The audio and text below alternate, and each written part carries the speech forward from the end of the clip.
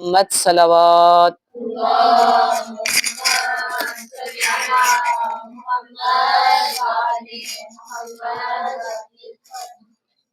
اعوذ باللہ من الشیطان اللعین الرجیم، بسم اللہ الرحمن الرحیم۔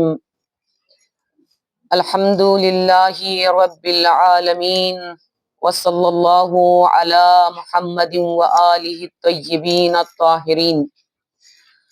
اما بعد فقد قال اللہ العظیم فی القرآن المجید والفرقان الحمید وقولہ الحق وهو اصدق الصادقین۔ بسم اللہ الرحمن الرحیم۔ سارعوا الى مغفرۃ من ربکم وجنۃ عرضها السماوات والارض اعدت للمتقین الذین ينفقون في السراء والضراء والکاظمین الغیظ والعافین عن الناس واللہ یحب المحسنین۔ صلوات۔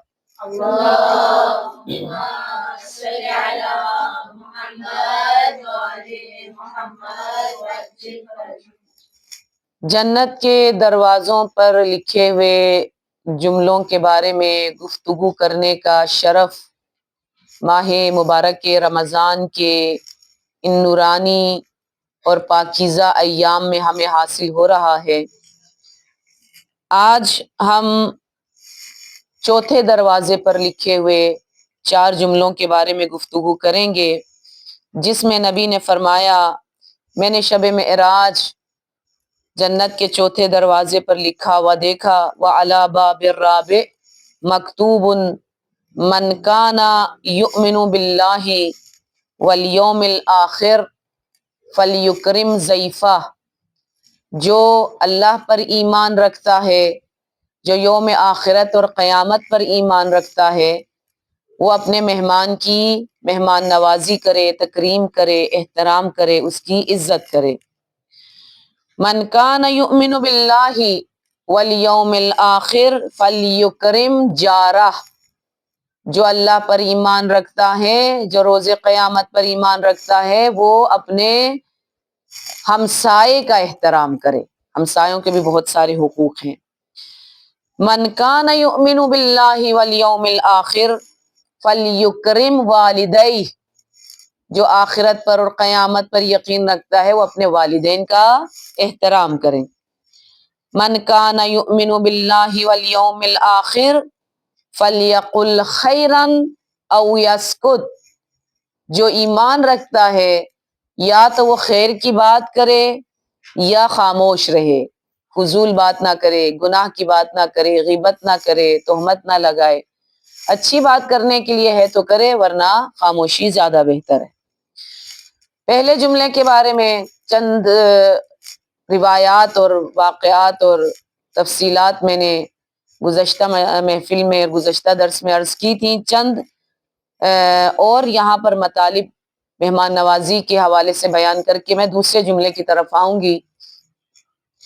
روایت میں ہے کہ مہمان کی مہمان نوازی کرنے کا ثواب اتنا زیادہ ہے کہ اگر آپ ایک مہمان کی مہمان نوازی کرتے ہیں تو گویا آپ نے حضرت آدم علیہ السلام کی مہمان نوازی کی ہے۔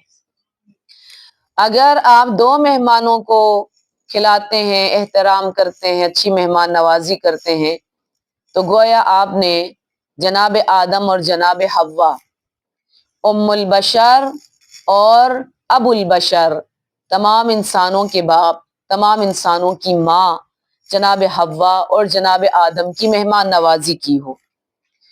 اگر آپ 3 مہمانوں کی مہمان نوازی کرتے ہیں تو گویا آپ نے 3 بڑے ملائکہ، جناب جبرائیل، جناب میکائیل، جناب اسرافیل، یہاں پہ جناب اسرائیل کا ذکر نہیں ہوا کیونکہ اسرائیل کی مہمان نوازی کرنے کا کسی کو بھی شوق نہیں ہے کہ آئیں ملک الموت ہمارے گھر آئیں، تو یہ ظاہر کوئی بھی نہیں چاہتا، لہٰذا 3 بڑے فرشتوں کا نام لیا ہے۔ 4 بڑے فرشتے ہیں، ان میں سے 3 کا نام لیا ہے۔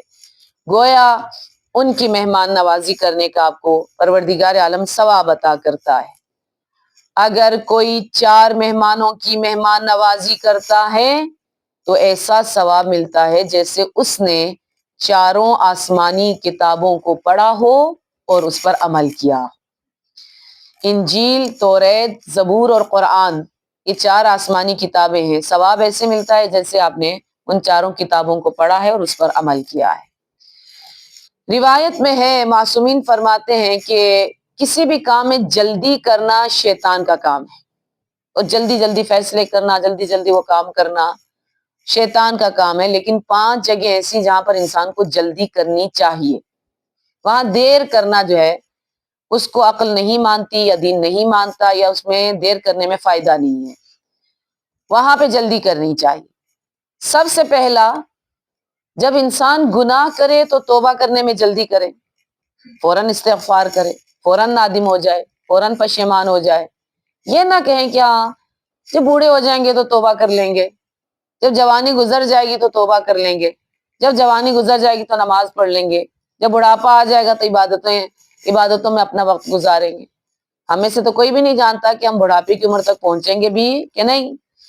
لہٰذا جیسے ہی کوئی گناہ سرزد ہو جائے، فوراً کہ استغفر اللہ ربی و اتوب الیہ، اللہ سے طلب استغفار کرے، فوراً توبہ کرے، خدا اس کے گناہ کو معاف کر دیتا ہے۔ دوسری جگہ جہاں پہ کہا جی جلدی کرنی چاہیے، جب قرض لیا ہو تو قرض کو ادا کرنے میں جلدی کرنی چاہیے، دیر نہیں کرنی چاہیے۔ اگلی سانس کی ہمیں خبر نہیں، ممکن ہے قرض ادا کیے بغیر ہی دنیا سے چلے جائیں، آخرت کا حساب کتاب بہت سخت ہے۔ قرض لیا ہو تو ادا کرنے میں جلدی کی جائے۔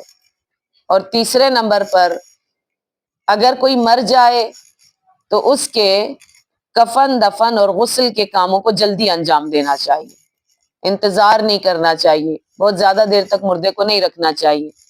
ہمارے ہاں تو یہ ہوتا ہے نا کہ بیٹا باہر سے آ رہا ہے، امریکہ سے بیٹی آ رہی ہے، کینیڈا سے بیٹا آ رہا ہے، بہن آ رہی ہے، بھائی آ رہا ہے، ہفتہ ہفتہ 10 دن ان کو سرد خانے میں رکھ دیا جاتا ہے۔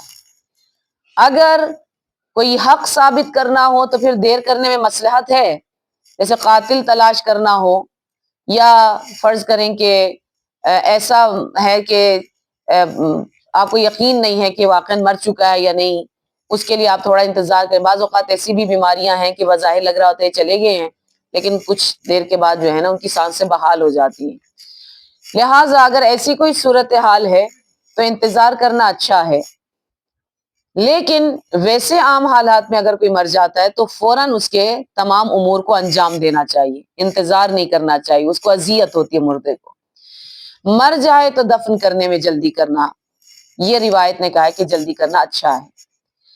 چوتھے نمبر پر، بیٹی جوان ہو جائے تو شادی کرنے میں جلدی کرنی چاہیے، انتظار نہیں کرنا چاہیے اور اچھا رشتہ آ جائے۔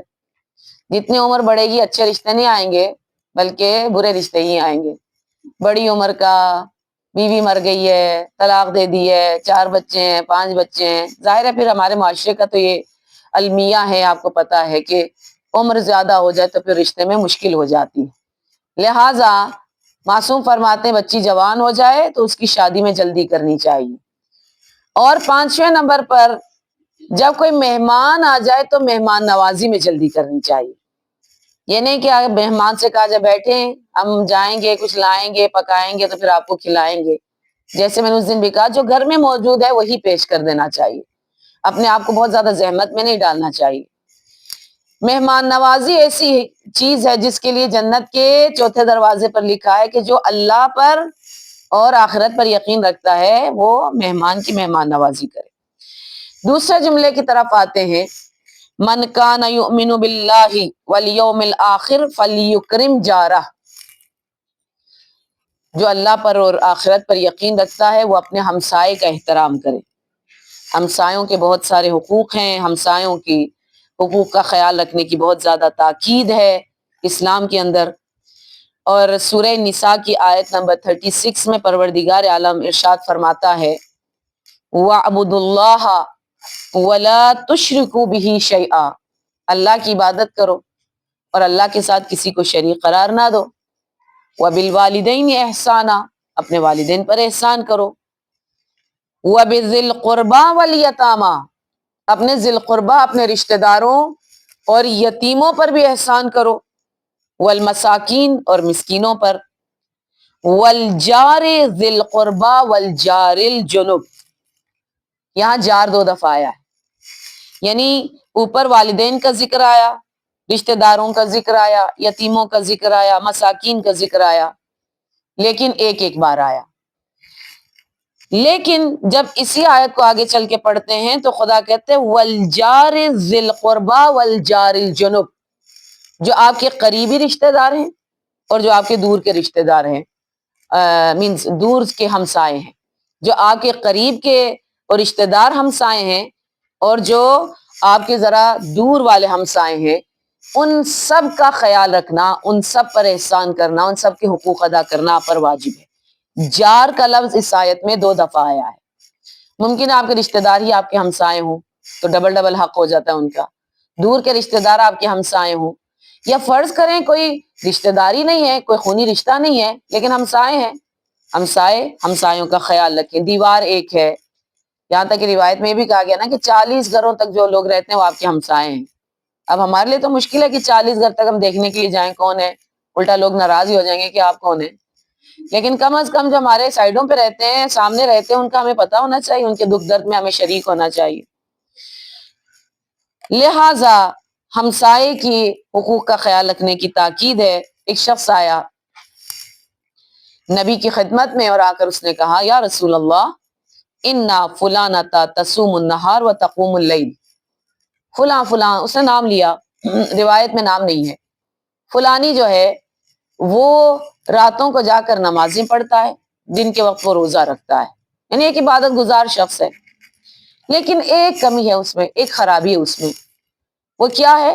وَهِيَ سَيِّئَةُ الْخُلْقِ تُؤْذِي جِيرَانِهَا بِلِسَانِهَا، وہ سوء خلق، برا اخلاق ہے اس کا، لڑائی جھگڑا فتنہ فساد، کبھی اس سے جھگڑ لیا کبھی اس سے جھگڑ لیا، گھر سے باہر نکلے فلانے ہمسائے کے ساتھ لڑائی ہو گئی، اس دوسری گلی میں گئے تو اس ہمسائے کے ساتھ لڑائی ہو گئی، کبھی پانی پہ کبھی دیوار پہ کبھی کوڑا پھینکنے پہ، یہی ہوتا ہمارے معاشرے میں۔ تو اس نے آ کے کہا کہ ویسے تو اچھا بندہ ہے، راتوں کو جا کے نمازیں پڑھتا ہے، دن کو روزے رکھتا ہے، لیکن اخلاق اچھا نہیں ہے اور اپنے ہمسایوں کو اذیت دیتا ہے۔ تو اذی جیرانہا بلسانہا، اپنی زبان کے ذریعے وہ اپنے ہمسایوں کو آزار و اذیت دیتا ہے۔ نبی نے فرمایا لا خیر فیہا ہی من اہل النار، البتہ وہ کوئی خاتون تھی جو ہا کی ضمیر استعمال ہو رہی ہے، کہ لا خیر فیہا ہی من اہل النار، وہ اہل نار ہے، وہ جہنمی ہے، اس کی نماز اس کے روزے اس کو کوئی فائدہ نہیں دیں گے کیونکہ وہ اپنے ہمسایوں کو اذیت کرنے والی ہیں۔ پھر رسالہ حقوق امام زین العابدین علیہ السلام، امام زین العابدین کا رسالہ حقوق ہے، جس طرح آپ صحیفہ سجادیہ جانتے ہیں کہ امام کی دعاؤں کا مجموعہ ہے، اسی طرح امام کا ایک رسالہ حقوق ہے جس میں امام نے مختلف حقوق بیان کیے ہیں، یہاں تک کہ یہ بھی بتایا کہ ہمارے ہاتھوں کا ہم پر کیا حق ہے، ہماری آنکھ کا ہم پر کیا حق ہے، ہماری زبان کا ہم پر کیا حق ہے۔ دنیا کے سارے حقوق دان مل کر بھی بیٹھ جائے تو ایسا رسالہ حقوق نہیں لکھ سکتے جیسے آج سے 1400 سال پہلے امام زین العابدین علیہ السلام لکھ کر چلے گئے۔ اس رسالہ حقوق میں امام نے بہت تاکید کی ہے کہ اگر آپ کا کوئی ہمسایہ ہے تو اس کے عیبوں کو جاننے کی جستجو نہ کریں۔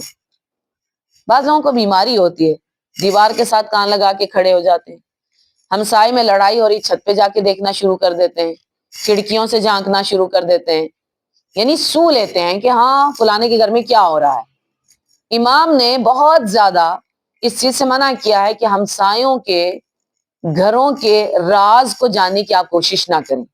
میاں بیوی لڑ رہے ہیں، بہن بھائی لڑ رہے ہیں، بھائی بھائی لڑ رہے ہیں، ٹھیک ہے وہ لڑ رہے ہیں، آپ کو ضرورت نہیں کہ آپ کان لگا کر ان کی لڑائی کو سنیں، اور یہ عادت لوگوں میں بہت زیادہ ہے، بہت زیادہ لوگوں میں یہ عادتیں ہوتی ہیں، یہ اچھی عادت نہیں۔ پھر رسول خدا نے فرمایا کہ اللہ فرماتا ہے، بیان کرنے والے رسول خدا ہیں لیکن حدیث کو نسبت دی گئی ہے پروردگار عالم سے، کہ 24 چیزیں ایسی ہیں جن سے خدا کہتا ہے مجھے نفرت ہے۔ ان اللہ تبارک و تعالی کرہ لکم ایتھا الامہ اربعا وعشرین خصلۃ ونہاکم عنہا، پروردگار عالم فرماتا ہے کہ مجھے 24 چیزوں سے نفرت ہے، ان 24 چیزوں سے نہیں کیا پروردگار عالم نے کہ آپ نے یہ 24 کام نہیں کرنے۔ البتہ آج کی محفل میں اتنا وقت نہیں کہ میں وہ 24 کی 24 چیزیں بیان کروں، چند ایک کی طرف اشارہ کرتی ہوں کہ سب سے پہلے نبی نے فرمایا، خدا کہتا ہے کرہ لکم العبث فی الصلاۃ، اللہ کو کراہت ہے، اللہ کو نفرت ہے نماز کے دوران جو اپنے ہاتھوں سے کھیلتا ہے، اپنے کپڑے سے کھیلتا ہے، اپنے بٹنوں کو یہ میں الفاظ بیان کر رہی ہوں، لیکن خدا نے کہا ہے کہ جو نماز کے دوران کھیلتا ہے۔ اب کھیلنے سے مراد یہاں پہ یہی ہے، یعنی آپ سیدھے کھڑے نہیں ہیں، آپ کی توجہ نماز کی طرف نہیں ہے، آپ پڑھ تو نماز رہے ہیں لیکن فرض کریں کہ آپ اپنی چادر کو انگلی پہ لپیٹ رہے ہیں، آپ اپنے بازوؤں کو یوں یوں کر رہے ہیں، آپ سر کھجا رہے ہیں، آپ فرض کریں کہ انگوٹھی کو چھیڑ رہے ہیں، کبھی اوپر کبھی نیچے کر رہے ہیں، چوڑیاں پہنی کبھی ان کو ایسے گھما رہے ہیں، یہ چیزیں نماز میں توجہ کو کم کر دیتی ہیں، خشوع اور خضوع کو کم کر دیتی ہیں، لہٰذا جب خشوع اور خضوع کم ہو جائے تو نماز اللہ کی درگاہ میں قبول نہیں ہوتی ہے۔ اس لیے خدا کہتا ہے مجھے کراہت ہے نماز کے دوران جو اپنے اعضاء سے یا کپڑے سے کھیلتے ہیں اس چیز سے مجھے کراہت۔ وَكَرِهَ الْمَنَّ فِي الصَّدَقَةِ، مجھے نفرت ہے اس شخص سے جو صدقہ دینے کے بعد منت گزاری کرتا ہے، احسان جتاتا ہے، کہتا ہے ہاں میں نے تمہیں دیا، تمہیں یاد ہے میں نے دیا تھا، یہ چیز بری ہے۔ صدقہ اللہ کے لیے دیا ہے تو بندے پہ کیا احسان کرنا ہے آپ نے، حقیقت میں اس کی جزا تو خود پروردگار عالم دینے والا ہے۔ وَكَرِهَ الزَّحْكَ بَيْنَ الْقُبُورِ وَكَرِهَ الزَّحِكَ بَيْنَ الْقُبُورِ، قبروں کے پاس کھڑے ہو کر ہنسنا، یعنی اپنی موت کو یاد کر کے غمزدہ ہونے کی بجائے، افسردہ اور سنجیدہ ہونے کی بجائے قبر کے پاس کھڑے ہو کر ادھر ادھر کی باتیں کر کے اگر کوئی ہنستا ہے، خدا کہتا ہے مجھے اس سے شدید نفرت ہے، اس بندے سے مجھے شدید نفرت ہے۔ میں نے خود دیکھا ہے، ہمارے ایک جاننے والے اس دنیا سے چلے گئے تو ہم لوگ گئے ان کے جنازے پہ، تو ان کے گھر پہ ہی ابھی جنازہ رکھا تھا، ابھی غسل و کفن بھی نہیں ہوا تھا، تو 2 بہنیں تھیں جنازے کے پاس، بالکل جنازے کے پاس، یعنی چھوٹا سا کمرہ تھا وہاں پہ ان کا جنازہ رکھا ہوا تھا، تو آپس میں پتہ نہیں کون سی انہوں نے بات کی، باقاعدہ اونچی آواز سے ہنس رہی۔ میں حیران ہو گئی کہ یعنی مجھے اتنا وہ ہو رہا ہے کہ ہم نے بھی کسی دن ایسے ہی چلے جانا ہے، ہم بھی ایسے مجبور چارپائی پہ لیٹے ہوں گے، لوگ ہمارے ارد گرد پھر رہے ہوں گے، ہمارا نام ہم سے چھین جائے گا، پھر تو ہمارا نام نہیں کوئی لے گا نا، پھر تو کہے گا مردہ، میت، سب سے پہلی چیز جو ہم سے چھین جاتی ہے ہمارا نام ہے۔ ہاں، میرے مرنے کے بعد کوئی مجھے زاہدہ نہیں بولے گا، کہے گا میت کو اٹھاؤ، میت کو غسل دو، میت کا نماز جنازہ ہو رہا ہے، میت نام دے دیا جاتا ہے۔ لہٰذا ایسے موقع پر بجائے اس کے کہ ہم عبرت حاصل کریں، بجائے اس کے کہ ہم اپنی موت کو یاد کریں، خوفزدہ ہو جائیں آخرت کے حساب اور کتاب سے، ہم ادھر ادھر کی باتیں کر کے ہنس رہے ہوتے ہیں۔ خدا کہتا ہے مجھے اس چیز سے بہت زیادہ نفرت ہے۔ وَكَرِهَ التَّطَّلُعُ فِي الدُّورِ، مکروہ، کراہت ہے مجھے، نفرت ہے اس بندے سے جو اپنے ہمسائے کے رازوں کو جاننے کے لیے اس کے دروازے کے ساتھ، اس کی دیوار کے ساتھ کان لگا کے اس کی باتوں کو سنتا ہے، مجھے اس چیز سے بہت نفرت ہے، پروردگار عالم ارشاد فرما رہا ہے۔ لہٰذا من آمن باللہ والیوم الآخر فلیکرم جارہ، وہ اپنے جار، اپنے ہمسائے کا احترام کرے۔ من کان یؤمن باللہ والیوم الآخر فلیکرم والدیہ، تیسرا جملہ، جو ایمان رکھتا ہے وہ اپنے والدین کا احترام کرے۔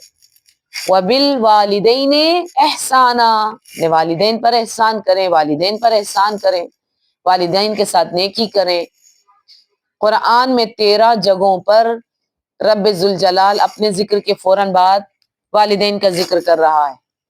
وَقَضَىٰ رَبُّكَ أَلَّا تَعْبُدُوا إِلَّا إِيَّاهُ وَبِالْوَالِدَيْنِ احسانا، اللہ نے فیصلہ کر دیا ہے کہ اللہ کے سوا کسی کی عبادت نہ کی جائے اور والدین پر احسان کیا جائے، ان کے ساتھ نیکی کی جائے۔ کسی نے آ کر پوچھا معصوم سے کہ والدین پر احسان کا کیا مطلب ہے زندگی میں؟ تو امام نے فرمایا کہ کم ترین احسان والدین پر یہ ہے کہ ان کے کہنے سے پہلے آپ ان کی ہر ضرورت کو پورا کر دیں. ایسے تو بہت ساری چیزیں احسان کے مصداق میں آ سکتی ہیں، لیکن سب سے کم یہی ہے کہ آپ ان کا اتنا خیال رکھیں کہ ان کو کچھ مانگنا نہ پڑے، کچھ کہنا نہ پڑے. فرض کریں بیمار ہیں، آپ خود ڈاکٹر کے پاس لے جائیں، ان کو کہنا نہ پڑے بیٹا مجھے ڈاکٹر کے پاس لے جاؤ، بیٹا مجھے گرمیوں کے کپڑے چاہیے، بیٹا مجھے سردیوں کے کپڑے چاہیے، بیٹا میں فلاں چیز جو ہے وہ میرے لیے نقصان دہ ہے، مجھے پرہیزی کھانا چاہیے. بڑھاپے میں یہی چیزیں ہیں. ان چیزوں کا جو اپنے والدین کے خیال رکھتا ہے در حقیقت وہ بالوالدین احسانہ کا مصداق ہے.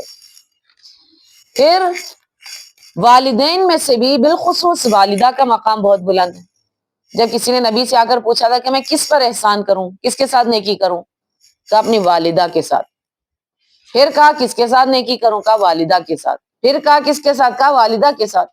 جب چوتھی دفعہ پوچھا تو کہا اپنے والد کے ساتھ. یعنی 3 درجے ماں کے بلند ہو گئے. الجنت تحت اقدام امہاتکم، خدا نے جنت آپ کی ماں کے قدموں تلے رکھ دی ہے. ماں کو راضی کر لیں، مومنہ ماں ہے، متقی ماں ہے، با ایمان ہے، آپ ماں کو راضی کر لیں، انشاءاللہ جنت آپ کے لیے تیار ہے، جنت آپ کا انتظار کرتی ہے. والدین کا مقام اتنا بلند ہے کہ روایت میں ہے کہ ایک شخص نے منت مانی. اس نے کہا کہ میں فلاں اگر میری منت پوری ہو گئی تو میں جنت کی چوکھٹ کا بوسہ لوں گا، جنت کی چوکھٹ پہ میں بوسہ دوں گا، چوموں گا جا کر. اتفاقاً اس کی منت پوری ہو گئی، جو اس نے منت مانی تھی وہ پوری ہو گئی. تو بڑا پریشان ہوا کہ جنت کہاں سے لاؤں، تو جنت کی چوکھٹ کہاں سے لاؤں، تو بوسہ کیسے دوں. آیا نبی کی خدمت میں یا امام کی خدمت میں، بہرحال معصوم کی خدمت میں آیا اور آ کر اس نے کہا کہ میں نے ایسی ایسی منت مانی تھی، منت پوری ہو گئی، میں منت کو کیسے پورا کروں. میں نے کہا تھا میں جنت کی چوکھٹ کا بوسہ لوں گا. تو معصوم نے فرمایا جاؤ جا کر اپنی ماں کی پیشانی کا بوسہ لے لو، ایسے ہی ہے جیسے تم نے جنت کی چوکھٹ کا بوسہ لیا ہے. وبالوالدین احسانہ، وبالوالدین احسانہ. زندگی میں بھی بہت سارے حقوق ہیں والدین کے، اور دنیا سے جانے کے بعد تو حقوق اور بھی زیادہ بڑھ جاتے ہیں. یعنی جب چلے جاتے ہیں والدین تو بچے سمجھتے ہیں آپ تو چلے گئے، اب ہماری کوئی ذمہ داری نہیں. حالانکہ ذمہ داری بڑھ گئی ہے، ذمہ داری بڑھ گئی ہے. اب وہ چلے گئے، وہاں پہ محتاج ہیں، وہ خود کچھ نہیں کر سکتے، ان کی نظر صرف آپ کے اوپر ہے. وہ انتظار کرتے ہیں کہ میرا بیٹا میرے لیے کیا بھیج رہا ہے، میری بیٹی میرے لیے کیا بھیج رہی ہے.